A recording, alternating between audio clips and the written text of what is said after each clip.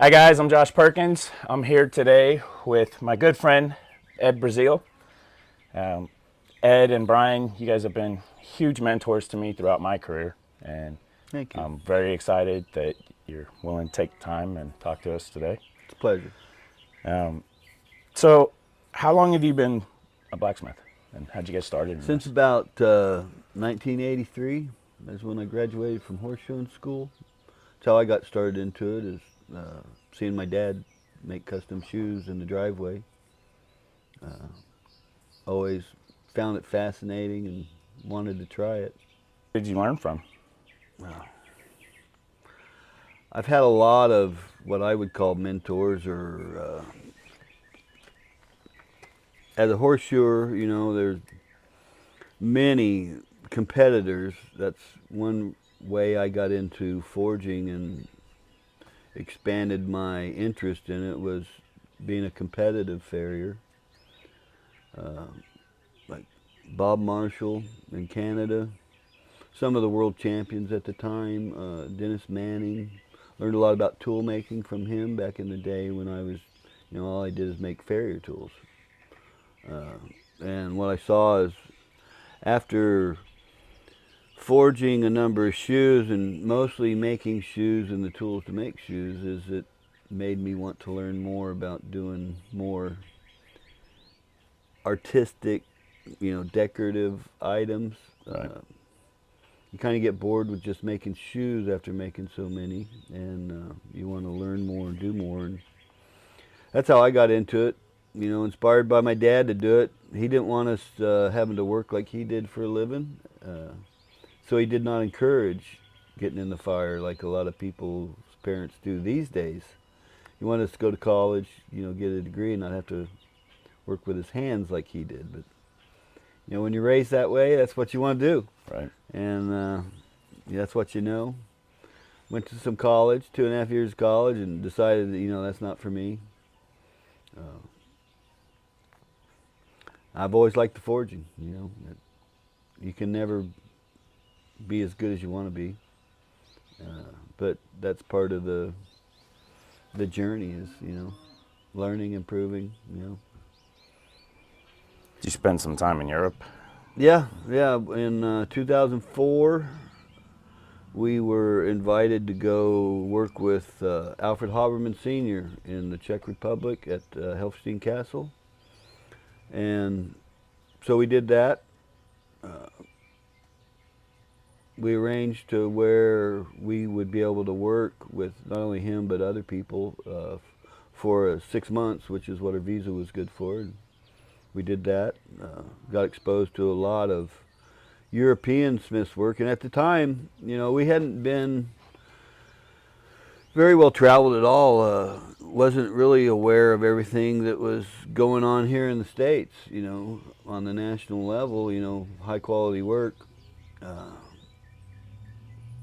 But through having the opportunity to go with him, we got out and about more, doing demonstrations across the United States. Had done some, small individual classes with people, and from there, once we went to the school with Alfred, was exposed to the Louis the 16th Representative steel class, and the work that was done with that, restoring old ironwork. It expanded our interest and exposure to what was possible. Saw the different styles of work from different eras, and that's something Alfred talked about a lot, was how the different time periods and the availability of iron impacted the trade tremendously. Used to, gold was more expensive than iron, and so there was an economy of use of steel or iron in gates. You saw more forging before in the earlier 10th, 11th century. There's a whole history of the ironwork and how it was influenced by economics, who was in power, what they held important. The French Revolution, part of it had to do with to my understanding, I could be wrong, that they were trying to show off their affluence through their ironwork. So that you have these grand gates, and it wasn't no longer made according to economy of use and using the best characteristics of the material. They were showing off their wealth with their iron, and so that work has to be repaired because it wasn't built for the demands of the application. It was built to impress. There's a whole, you can go into all kinds Right. of areas with that. But So, is this a full-time venture for you, or it is is. a I've hobby? been forging for a living. I basically stopped shoeing in 2004 when I was injured in an auto accident, and would shoe half the day where Brian was doing the work, and we'd go forge the other half of the day. Did that for 5 years and traveled as much as I could, getting around to different events to see other people's way of working and types of work, and trying to learn all I could because I knew I'd have to transition into something else. And I held on to shoeing as long as I could because I had young children, so when I could, I just finally decided I was going to have to stop, and no matter what the consequences were, and do what I love instead of continuing to hurt myself shoeing. Right. What kind of specialty would you say you developed? Oh gosh, I'm I'd say mostly known for tools now because that's what we've been doing and teaching a lot. And I wouldn't call myself a specialist. I like doing all types of work. I've made gates, railings, stuff inside and outside the home. So I don't consider myself a specialist in anything. I like just learning as I go and expanding my areas of trying to become proficient in as many facets of it as I can. I'm not a knife maker. I've made knives, but I don't make and sell knives really. Weapons, but weapons aren't my thing. It's fun to play with them, but I don't like try and provide tools for the world really. I've been more into teaching, and that's what I like to do. I like interacting with people, helping them progress faster than what I saw myself having to take, not having good instruction at times with really good forging techniques in some areas of the artistic stuff. Basically had to learn it on my own or through my brother. He stopped shoeing before I did, so he got pretty good at it. When I was, used to, we were pretty much same abilities, same knowledge base, but you start doing it every day for a living, of course you're going to learn, pick up things, find easier ways to do it. And one thing Brian always said was, if it's not giving it to you, you need to stop, step back, think about what you're doing and find a better way. And still find that true today. Yeah. The simplest solutions are usually the best. If you're struggling, stop, think about it. Try and figure out why it's not giving it to you. If you're struggling and you see stresses in the material or problems with parts breaking off, you got the wrong approach. You got to rethink it. Start over. What kind of classes are you currently teaching? Mostly tools, like hammers, tools to make the hammers, and other tools. Do techniques classes, how to forge more efficiently with your anvil. There's been a lot of controversy over that in the world, and a lot of, I think, a reawakening, a rediscovering what was common knowledge that got lost through the Industrial Revolution and mechanization of making things, to where as handwork, a lot of the basic, I think, that were commonly known everyday techniques were kind of lost, or no one was teaching how to use the edges of the anvil. as opposed to the horn or other ways, like for drawing out steel. And that's one of the main things we do as smiths, is you got to draw things out. Well, the edges with radiused edges are the most effective, least labor intensive way to do it by hand. And that needs to be wider, more widely known than it is. And I got to thank my brother for that, and Bob Patrick from Arkansas. That's the first time Brian and I, we've seen edge work used for like starting a tong, something like that, but to actually use that as a primary way to draw steel out, if you don't use your edges, you're cheating yourself, because it delivers more pounds of force per square inch because you're focusing on a small area, and because there's that radius, it acts like a fuller, and you can tilt your hammer to act as a fuller, and you get the two working together. It'll move it incredibly fast. And you'll be surprised what you can do once you figure out that. A lot of people are intimidated by using the edges because it gets real lumpy, it's real rough until you learn to control it and attack it methodically with intention, and learning what you can bite off on, like when you're forging a length of steel. You got to learn how much can you forge effectively to get it where you want in a heat, as timely as possible. And you guys just got to play with that technique and become familiar with what you can do in a given heat. And as you fine-tune that, it speeds you up, makes you more effective, and it gets exciting with what you can accomplish in a heat. Yeah. Yeah. Do you want to talk about half-face hammer blows? Well, yeah, that's what it's all about with edge work, is you're basically doing a half-on, half-off blow on the near or far edge of the anvil to divide up your material. And that's how a lot of the old work would, like for wagons and stuff, where you see a mounting location for like putting screws into wood through your steel or stone, whatever the application is.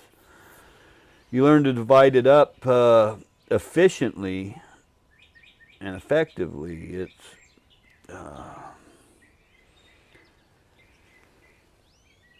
the amount of steel you can move and get where you want it to go, and create beautiful effects with those techniques that are involved in doing it. It really makes a night and day difference in what you can make in a given amount of time. So what's the real controversy there? Oh, it's just some people think, oh no, it's best to do it on the horn. But if any time you're forging over an unsupported mass of steel, there's vibration. There's a loss of energy that you can deliver through the steel. Rebound on an anvil, it's a joke. Unless you're doing all cold work, there you have rebound. But you hit hot steel, rebound's pretty much out the door, because the energy is absorbed by the hot steel. So I find that humorous that people make, oh, you want an anvil that's going to 90%, 100% return. Well, it doesn't work the same when you're beating on hot steel. So, and there's other metals, the non-ferrous, that absorb the energy also, because it displaces. I have seen, and I've seen others, where they've actually hit themselves with their hammer on cold steel with an anvil that has lots of rebound. Yeah, there is a return of energy. But when you're on hot steel, it kind of negates that whole equation. But trying to do, or if you have a missed blow, trying to do work cold on an anvil, like straightening a piece at the end of the heat. I've actually had a hammer come up, hit me in the glasses, and break my lens out, kind of cut my cheek. And I've seen people knock themselves out where hammers have rebounded and hit them in the head.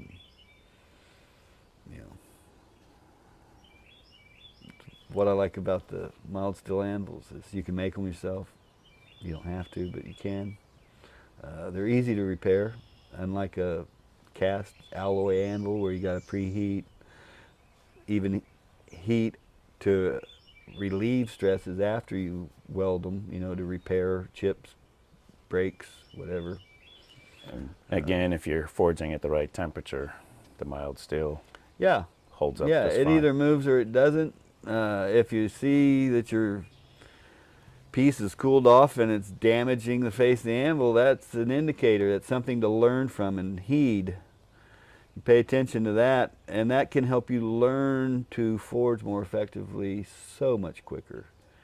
You're not going to waste time, energy, fuel forging at cold temperatures where it's really not doing what you want. It's not having the effect on the material.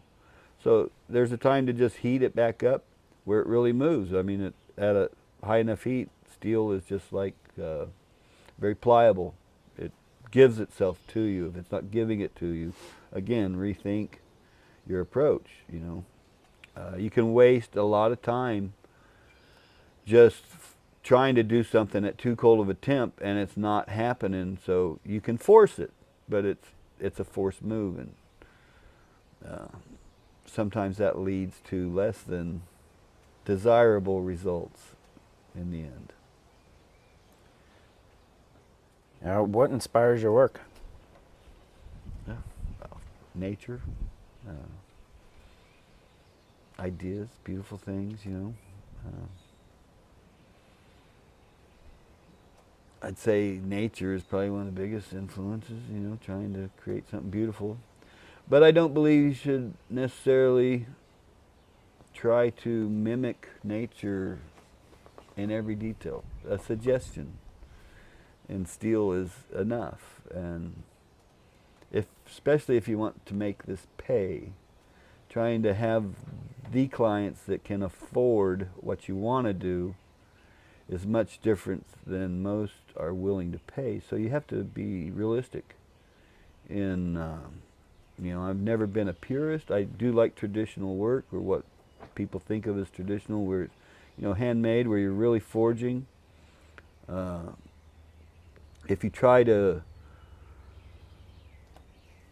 fake it and use other processes besides real forging, unless you really are good at like a torch or welding, and you don't generally have as vibrant and as lively, robust, impressive work you don't get that with faking it, but with true forging, and or, you know, I've seen guys with that do torch work and forging and other processes that can do really impressive stuff, like Peter Fells in California, Tom Willoughby in Illinois, I think it is, or Indiana.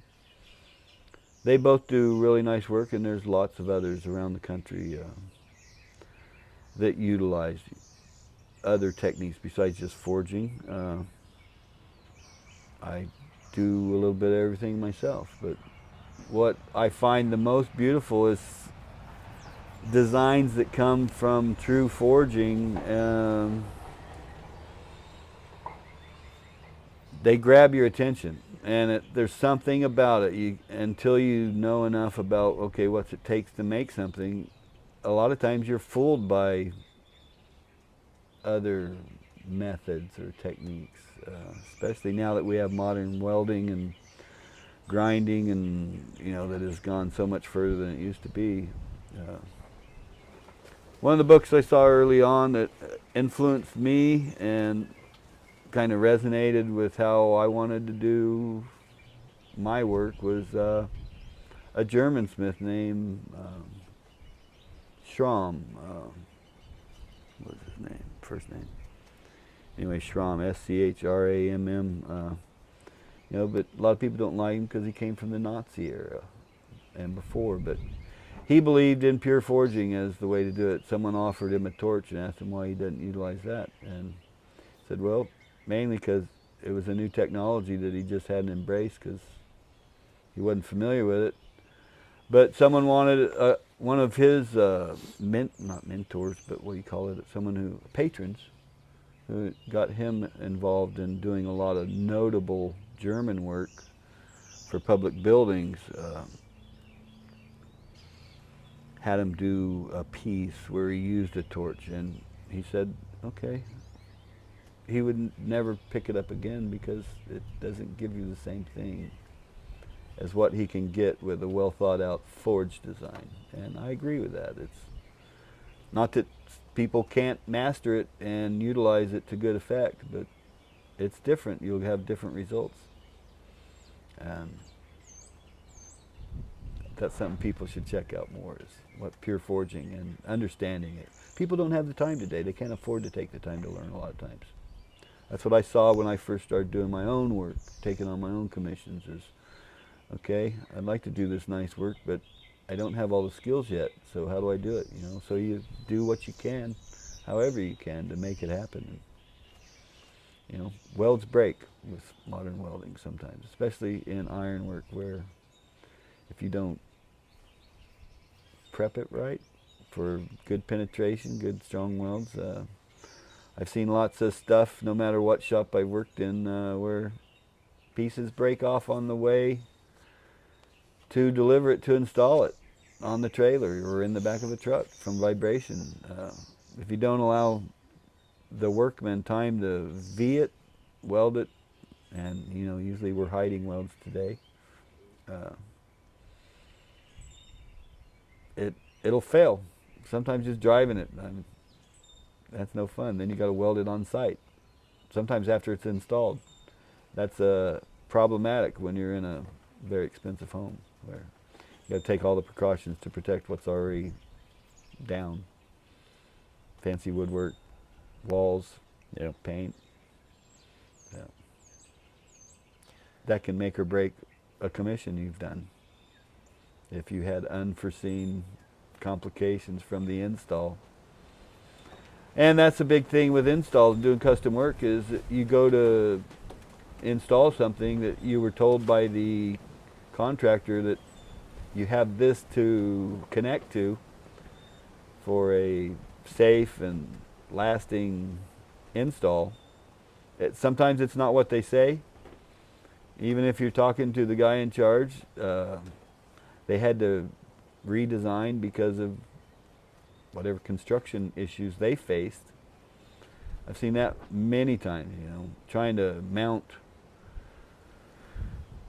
ironwork like hinges to hollow doors as opposed to solid doors, and they want the actual look of the historic stuff that was done. You can't do it the same. You have to modify, and sometimes that makes it a make or break situation where you lose money instead of, or you break even. There's all these struggles as a craftsman. How have you gone about pricing your work? You basically got to figure out what it costs to live in your area, how much you need to make, you know, based on how you want to live,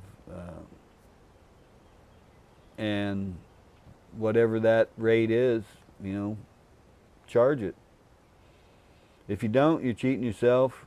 The client's usually happy if you're charging too little, but you're only cheating yourself if you charge too little.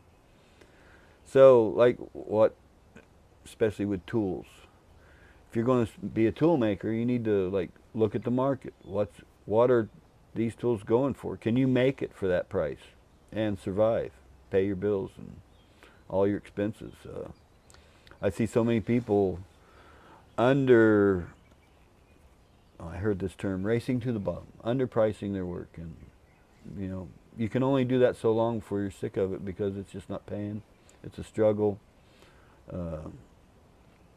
I've been there myself, you know, hoping you're basically guessing what they're willing to pay sometimes. And if you work like that, you'll eventually either have to change your work or change your ways. And So as someone that teaches tool making and hammer making to people all over the world, how do you feel about your students undercutting your pricing? Should they I sell encourage in them. the ballpark of your prices, or should Well, they lower the price because they're not where you're at I today? can't tell someone what they should do, but as my personal feelings are, look at the market. You know, can you work for that?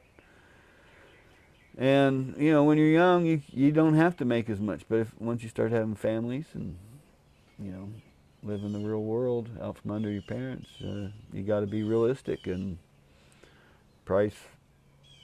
I don't like it when people undercut. No, I don't. But you know, it's going to happen. I accept it. I've tried talking to some. It's usually not accepted well because it's like, I don't know. It's like you're criticizing them. I'm trying to be helpful, but Yeah.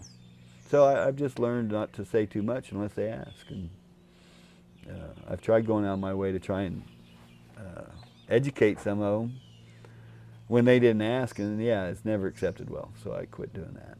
And a lot of people will make something for less, but you know, they don't always have all the design criteria in there. But it's getting better and better. There's a whole new group of young people coming up that are doing extremely well. Yep. With very few years of experience.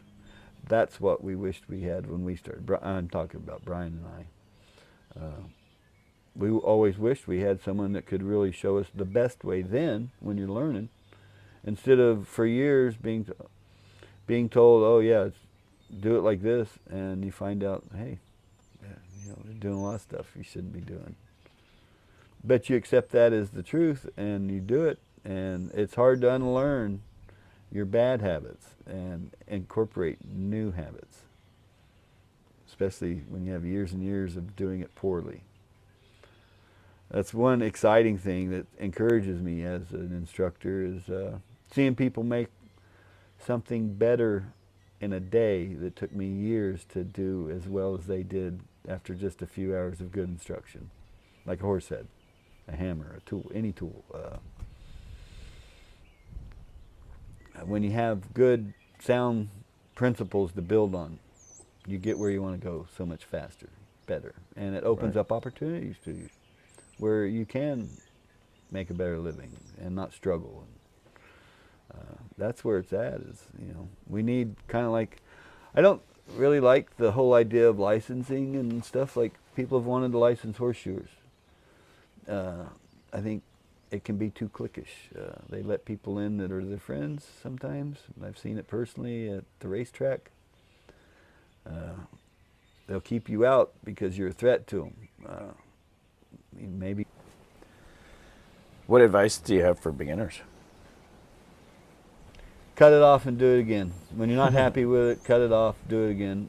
Don't just do one. And there's so many people that want to do one thing and perfect it, and then they want to do something new. Well, you know, it's all about techniques, and there's only so many processes to do: punching, drawing, whatever it is. You know, I'm not going to go into welding. You know, there's all kind of. There's a few basic things in blacksmithing you do, and the others just learning to control it and make the best use of that technique to create whatever you're making. And cut it off, do it again. Don't accept it. And you can spend an hour doing something that you're still not happy with, trying to perfect like a leaf or a horse head or a hook. Doesn't matter what it is. I see too many people wasting time, fuel, and energy trying to salvage something that they're still not going to like. They're still going to throw it in the scrap bucket. So instead of doing that, if you cut it off as soon as you make an error or it doesn't go how you want, don't try and force it into shape, you know, and still be unhappy with it. Cut it off, do another one, and move on, and do 10 of them, do 100, whatever it takes to, you know, it might take 5, it might take 2, you know, where you get it down and learn it. Some people learn at different rates. And remember their mistakes or their successes, and you know, you want to just cut it off and move on. That's the best thing anyone can do, and I've seen that make such a difference. And people who actually listen to that and do it, they get better. In a day, you can teach them so much that someone else, they might work all day trying to make a horse head, you know, all day, and still not get it because they're not cutting it off and doing it. They're trying to continue what they always did. Anytime you take a class, don't just continue doing whatever you're comfortable with. Use what that teacher is trying to encourage you to do. Even if you don't agree with it, try it. You have that knowledge base to fall back on anytime that situation comes again, you may finally see the sense of what he's trying to tell you. Try out his way. It may work better for you. And I see it all the time where people want to take the class and they get frustrated because they can't do what you're showing, or they struggle with it, or they just don't remember. You know, there's all kinds of reasons. But Well, the forging techniques. ask a question if you don't understand it too. The forging techniques you and Brian teach are considered way more aggressive than what a banda would like to see. You know, introduces cold shuts but possibly, but it comes down to learning the technique. And once you've learned the technique, you can start to apply it, and it really is, in my opinion, a much more efficient way of forging things. It's not easy to learn. You have to force yourself and work at it. But once you do, it pays off. I was still working as a horse shoer, when I first started seeing Bob Patrick at a conference in Oktoberfest in California at Fritz Haggis' place. He was making a tong, and it was at night, I think an after hours demo. He was using the far edge draw out reins, and it was like night and day different with a well-rounded edge. And I've seen that. Early on in my career, I was an avid reader, and I read in an old book from the 1800s, somewhere in there, of rounding the edges of your anvil to use those for forging. And I could see the sense of it, so I've always done that to my anvils. And some people believe, you need all sharp edges or one little area where it's radiused. It's not enough. If you're going to do general blacksmithing, you need different size radiuses for different size material for the effect that it gives you to get you where you want to go as fast as possible. If you're going to break down big stock to make something, you need bigger radiuses. Otherwise, you will have folds like you mentioned. And that's what you got to learn, is how much can you accomplish in a hit, how much can you accomplish in a heat, and you learn to regulate that through trial and error, and you can use that to your advantage, to great advantage. Does that answer it? Yep. I mean, when I start talking like that, there's other things that come to mind, like you need to learn to rate your hammer. How much force can you get out of it? Are you using your body well? I mean, there's so many aspects to forging. So speaking of hammers, you guys make rounding hammers. Yeah. Why is that? I find it to be the most versatile hammer of any one hammer. If I had to choose one hammer, the rounding hammer has the most dies, a properly made and ground one.